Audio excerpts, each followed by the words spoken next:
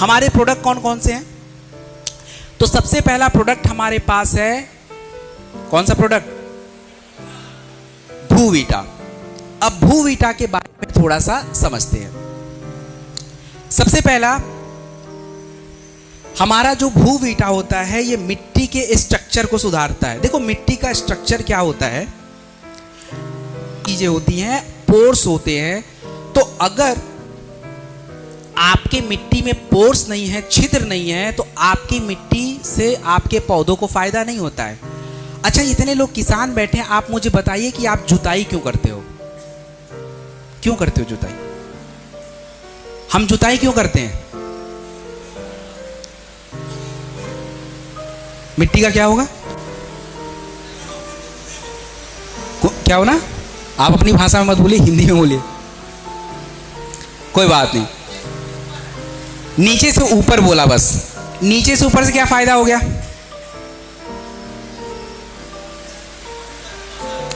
बिल्कुल करेक्ट बात है, मिट्टी को ढीला करना। ढीला क्यों करना भाई?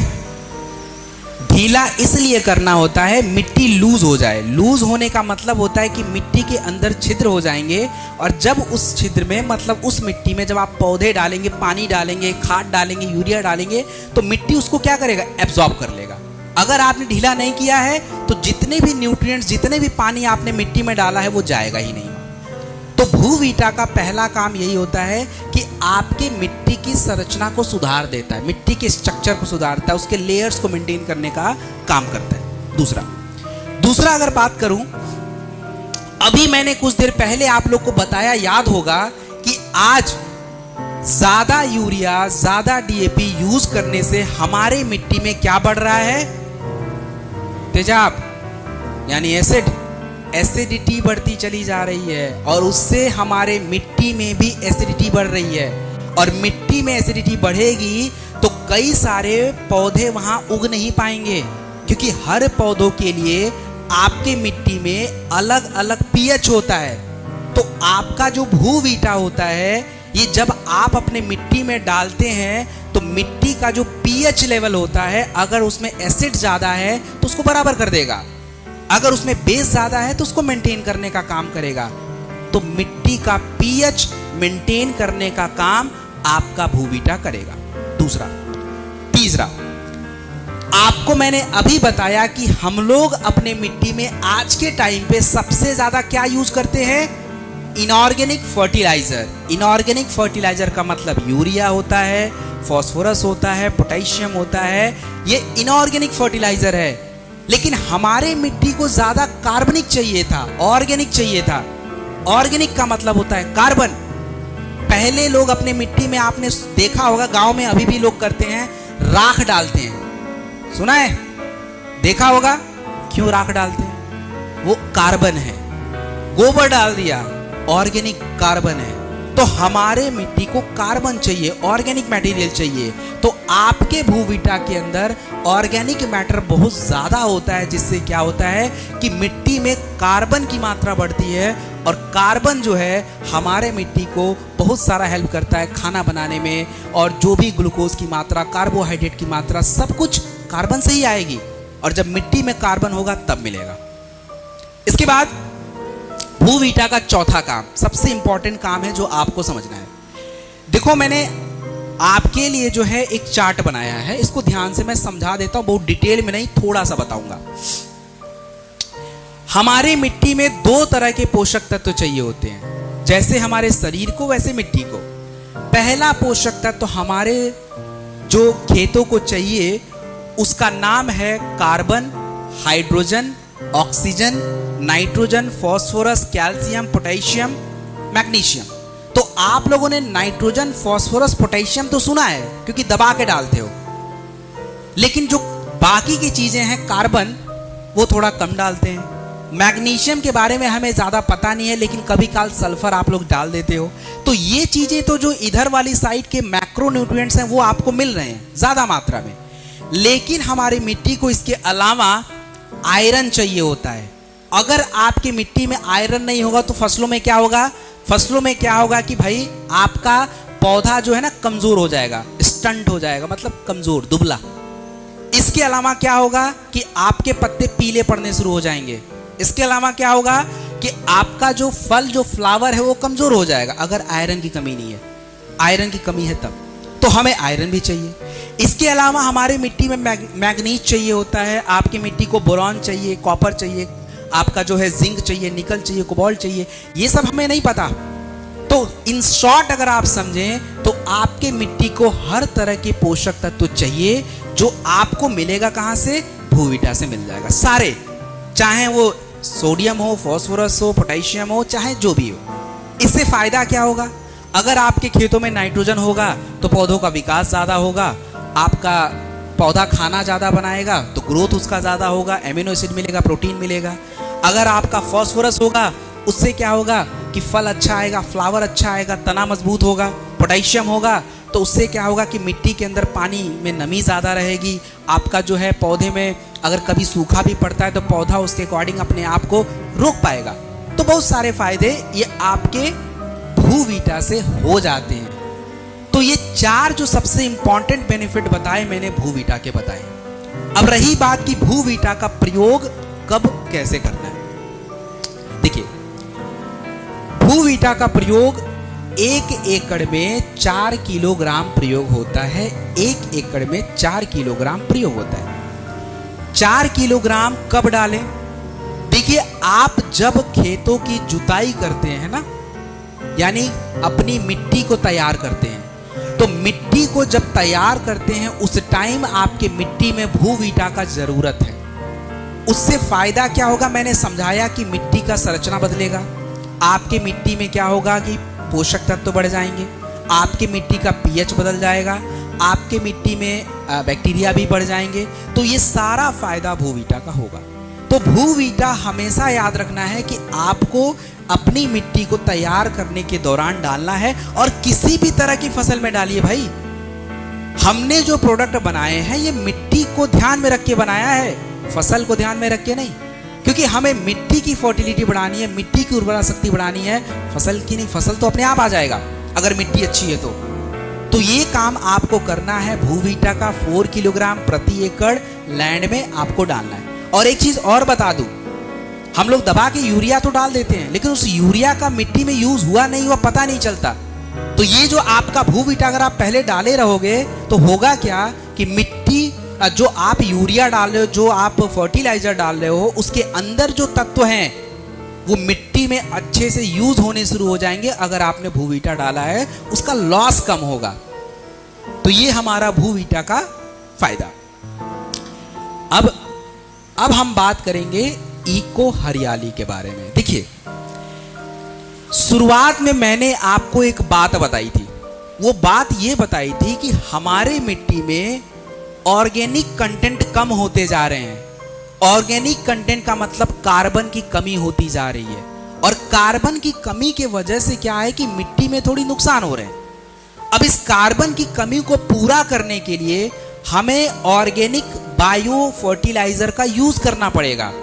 तो अपना जो इको हरियाली होता है इसमें ऑर्गेनिक कंटेंट ही है, जैसे humic acid organic bio fertiliser होता है, आपका फुल्विक एसिड होता है, वो भी ऑर्गेनिक कंटेंट है। तो ये जो सारे ऑर्गेनिक कंटेंट आपके खेतों में जाएंगे तो उससे फायदा क्या होगा, चलिए देखते हैं। सबसे पहला फायदा ये होता है कि जब आप अपने मिट्टी में इको हरियाली जैसे प्रोडक्ट डालते हैं तो उससे फायदा ये होता है कि आपके मिट्टी में ड्रेनेज बढ़ जाता है। ड्रेनेज का मतलब समझते हो क्या होता है? ड्रेनेज का मतलब होता है मिट्टी के अंदर पानी जाने की क्षमता, ड्रेनेज बोलते हैं। उससे क्या फायदा होगा? जितना नीचे तक पानी आपका सोखेगा मिट्टी में, उतना ही आपकी जड़ें मजबूत हो जाएंगी, और जड़ें मजबूत होंगी तो क्या होगा भाई? क्या होगा? पौधा भी मजबूत होगा, क्योंकि सारा काम जड़ों से होना है। पहला फायदा। दूसरा फायदा, अभी मैंने बताया कि जब इको हरियाली का यूज करेंगे तो मिट्टी में पानी अंदर तक जाएगा। तो मतलब क्या हो गया? मतलब ये हो गया कि उस मिट्टी में नमी की क्षमता ज्यादा हो जाएगी, यानी नमी जो है ज्यादा समय तक रहेगा। वाटर होल्डिंग कैपेसिटी आपके मिट्टी की बढ़ जाएगी, अगर आप ये इको हरियाली डालोगे तब। तीसरा फायदा अगर बात की जाए, देखिए होता क्या है, अगर आपके मिट्टी में ऑर्गेनिक केमिकल्स नहीं है, ऑर्गेनिक फर्टिलाइजर नहीं है, तो आप जो अपने मिट्टी में नाइट्रोजन डाला है, जो फास्फोरस डाला है, जो पोटेशियम डाला है, ये करते क्या है कि मिट्टी में जाने के बाद अगर मिट्टी यूज नहीं करता है तो पानी के साथ लीच हो जाते हैं, बह जाते हैं। आपको लगेगा कि हमने तो इतने लाख रुपए का चीज डाल दिया, लेकिन आपके मिट्टी में उसको एब्जॉर्ब करने की क्षमता ही नहीं है, इसलिए वो पानी के साथ बह गया। मिट्टी में जो भी नाइट्रोजन, फास्फोरस, पोटेशियम एब्जॉर्ब होता है, उसके लिए ऑर्गेनिक केमिकल्स का होना जरूरी होता है। वो क्या करते हैं, यारी दोस्ती कर लेते हैं, ऐसे समझ लीजिए, और उसके साथ उसको बांध के मार रखते हैं कि भाई तू रुक, और उसके बाद उसको पौधों को देते हैं, और तब जाके आपका ग्रोथ दिखता है। मतलब ये क्या करते हैं कि आपके लीचिंग को प्रिवेंट करता है। उसके बाद अभी मैंने आपको बताया ना कि मिट्टी में पोर्स को क्रिएट करना, पोर्स मतलब छिद्र बनाना, उसको बोलते हैं एरिएट करना। तो आपका इको हरियाली जो है आपके मिट्टी की पोर्स को भी ढीला करता है, तभी तो नमी मेंटेन रहेगी, तभी तो पानी डालोगे तभी नमी मेंटेन रहेगी, तो ये काम कर सकता है। और इसके बाद सबसे इंपॉर्टेंट काम ये करता है कि अगर मिट्टी में organic chemicals, organic bio fertiliser डालते हैं, तो आपके मिट्टी में मिक्स होने वाले हानिकारक केमिकल्स जो आप बाहर से भी डाल सकते हो या कहीं से भी आ सकते हैं, कहीं गंदा पानी आपके खेत में चला गया तो हानिकारक केमिकल वहां पहुंच जाएगा, या हम बाकी पेस्टिसाइड के थ्रू डाल देते हैं। तो मैंने बताया ना कि 1% पेस्टिसाइड ही पौधे पे यूज होता है, बाकी तो सब इधर उधर जा रहा है। तो वो सारी चीजें मिट्टी में है, तो अगर हम इको हरियाली जैसे प्रोडक्ट जब डालते हैं तो मिट्टी के अंदर जो केमिकल्स, जो तत्व हैं जो हमारे पौधों को नहीं चाहिए, उसको बाहर निकालने में, उसको हटाने में इको हरियाली जैसे प्रोडक्ट आपका यूज हेल्प करता है। और दूसरा एक और फायदा है कि इको हरियाली जड़ों को बहुत अंदर तक ग्रो करने में भी हेल्प करता है। तो ये जो सारा फायदा आप देख रहे हैं, ये सारे के सारे इको हरियाली के हैं। और इसके बिना आप ये सोच लें कि मैं बहुत ज्यादा उत्पाद बना लूंगा, वो नहीं होगा, क्योंकि आपने देख लिया हम यूरिया पहले से भी डाल रहे हैं, डीएपी पहले से भी डाल रहे हैं, लेकिन हमारा उत्पाद उतना नहीं बढ़ रहा है। आज के टाइम पे bio fertiliser is the option. उसमें मैंने आपको दूसरा इको हरियाली बता दिया। इको हरियाली का यूज कब करना है? देखिए, इको हरियाली का यूज लगातार मत किया कीजिए। 1 महीने में 1 बार या 2 महीने में 1 बार इको हरियाली कर दिया बहुत है, क्योंकि इको हरियाली पौधा यूज नहीं करता, ये मिट्टी के अंदर यूज होता है, तो मिट्टी के अंदर रहेगा थोड़ा। इको हरियाली को यूज करने का तरीका, अगर आपको मिट्टी में एप्लीकेशन करना है, मिट्टी में डालना है, तो मिट्टी में कितना डालें? 1 एकड़ जमीन में 500 ग्राम इको हरियाली डालिए। और अगर किसी को इको हरियाली आपने दिया है तो उसको ऊपर से फुल्विक एसिड नहीं डालना है, ह्यूमिक एसिड डालने की जरूरत नहीं, क्योंकि सारा कंटेंट आपके इको हरियाली में ऑलरेडी अवेलेबल है। तो इको हरियाली 500 ग्राम प्रति एकड़ जमीन में पड़ेगा। और यदि आप स्प्रे एप्लीकेशन में यूज करना चाहते हैं, स्प्रे छिड़काव करना चाहते हैं, तो 2.5 ग्राम 2.5 ग्राम प्रति लीटर वाटर में आप इसको लीजिए, स्प्रे करिए। और स्प्रे जो है थोड़ा जड़ों के आसपास किया कीजिए, वहां जरूरत है मिट्टी में, इसका ध्यान रखिए। तो ये आपका हो गया इको हरियाली। नेक्स्ट जो प्रोडक्ट है, इस प्रोडक्ट का नाम है पीजीपीआर। देखो पीजीपीआर होता क्या है? पीजीपीआर का मतलब होता है प्लांट ग्रोथ प्रमोटिंग राइजोस्फीयर। मैं फिर से बता रहा हूं, पीजीपीआर का मतलब क्या होता है। पीजीपीआर का मतलब होता है प्लांट ग्रोथ राइजोस्फीयर। अब ये राइजोस्फीयर क्या चीज है भाई? देखो, राइजोस्फीयर की अगर बात, क्रिया के नाम आपको मैं बता रहा हूं। जैसे आपने सुना होगा सूडोमोनास, ये एक प्रकार का माइक्रोबैक्टीरिया होता है। आपने सुना होगा एजोस्पिरिलियम, एजोटोबैक्टर, एंड्रोबैक्टर, बहुत सारे एंथ्रोबैक्टर होते हैं, राइजोबैक्टर्स होते हैं। ये सारे ऐसे माइक्रोबैक्टीरिया होते हैं जो आपके मिट्टी में जड़ों के आसपास अपना घर बना के रहते हैं। इसकी हमें जरूरत है। जरूरत क्यों है समझाता हूं, क्यों इनकी जरूरत है। सबसे पहला जरूरत यह है कि आप के मिट्टी में जो तनाव बढ़ गया है, आपको लगेगा सर मिट्टी में तनाव बढ़ गया, ये कैसे हो गया? अरे भाई साहब, जो पेस्टिसाइड डाला है उसमें हानिकारक केमिकल है, आपने कीटनाशक डाला उसमें हानिकारक केमिकल है, आपके मिट्टी में गंदा पानी गया, हानिकारक केमिकल है, आपका जो जमीन है वो रोड के किनारे है, धुआं जाता है, पोल्यूशन जाता है, कूड़ा करकट सब तो गया खेत में, उससे क्या होता है, हानिकारक तत्व आपके मिट्टी में बैठ गए। अब ये मिट्टी को जरूरत नहीं था लेकिन बैठ गए, तो इसको हम बोलते हैं तनाव। इसको निकालने का काम कौन करेगा? इसको निकालने का काम यही बैक्टीरिया करते हैं जो मैंने बताया, एजिटोबैक्टर्स है, सुडोमोनास है। ये क्या करते हैं, उसी को खाना बना लेते हैं और खाना बना के खा के गंदगी बाहर, और उसका जो मटेरियल है वो आपकी मिट्टी में, जिससे आपकी मिट्टी की उत्पाद क्षमता यानी फर्टिलिटी बढ़ जाती है। इसके बाद आप लोग चना खाते हो ना, चना खाते हैं भैया, चने से क्या मिलता है?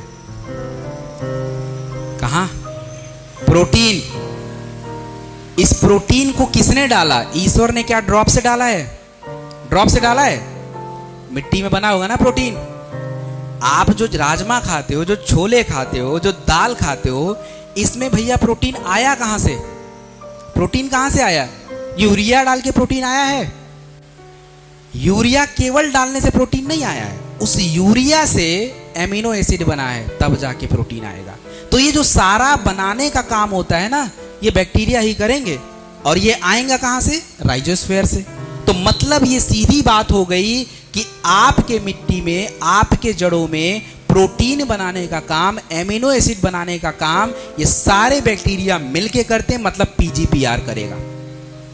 इसके बाद हमारे पौधों के विकास में, बीजों के अंकुरण में, तने के विकास में, ये सारा काम पीजीपीआर कर सकता है। और सबसे इंपॉर्टेंट बात जो आपको मैं बता रहा हूं, देखिए सबसे इंपॉर्टेंट बात होता है नाइट्रोजन को फिक्स करना। अच्छा, हवा में सबसे ज्यादा कौन सी गैस मिलती है?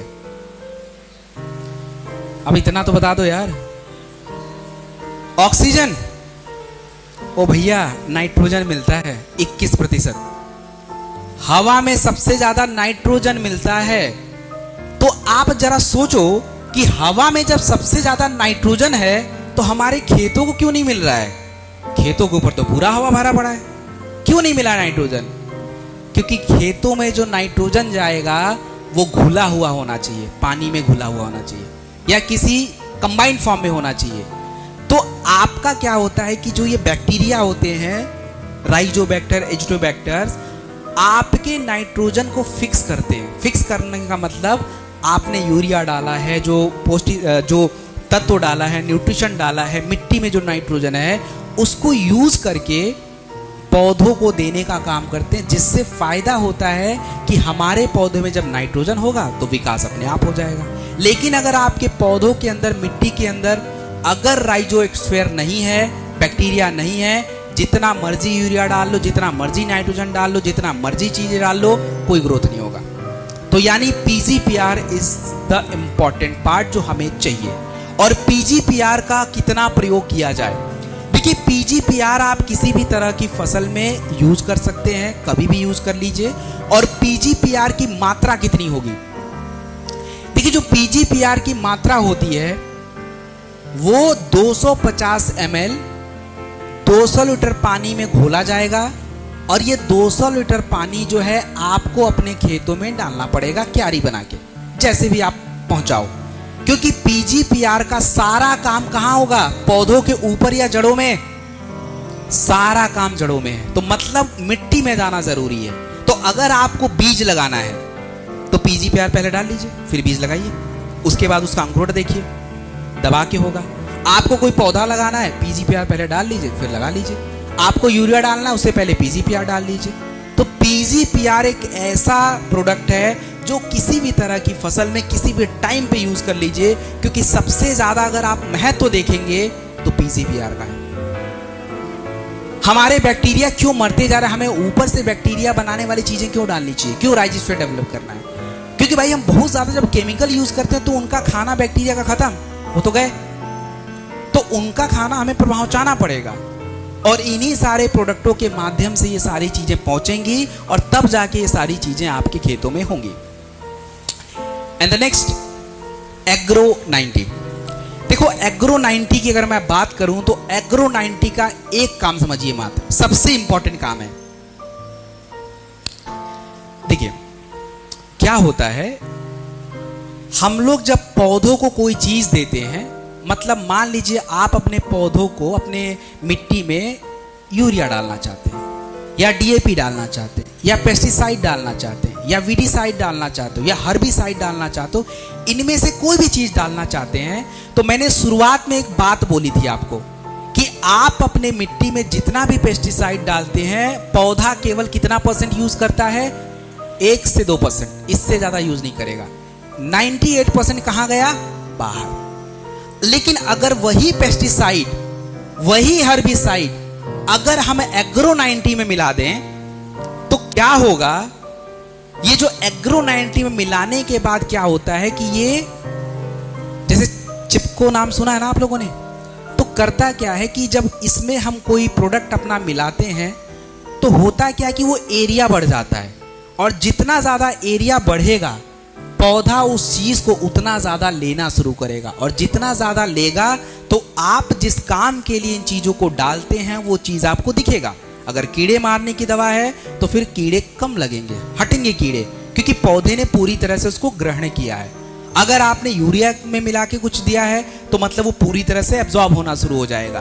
तो एग्रो 90 का काम मिक्सिंग का होता है, ये ध्यान रख लीजिए। इससे पौधे को केवल थोड़ा सिलिकॉन मिलता है और कुछ नहीं।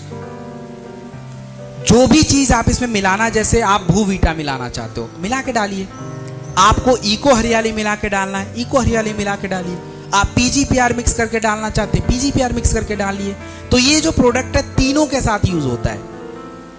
एग्रो 90 हमें कितना लेना चाहिए, 0.5 ml प्रति लीटर वाटर के हिसाब से आप स्प्रे एप्लीकेशन पे यूज करेंगे, स्प्रे एप्लीकेशन छिड़काव के लिए। लेकिन अगर आपको मिट्टी में एप्लीकेशन करना है तो फिर इसकी मात्रा को बढ़ाइए, 1.25 ml 1.25 ml प्रति लीटर के हिसाब से मिट्टी में इसका एप्लीकेशन किया जाता है। तो दिस वाज एग्रो 90। बैक वाली स्लाइड। अब यहां पे हमारा एग्रीकल्चर का जो पार्ट है दैट इज ओवर। समझ गए एग्रीकल्चर के बारे में।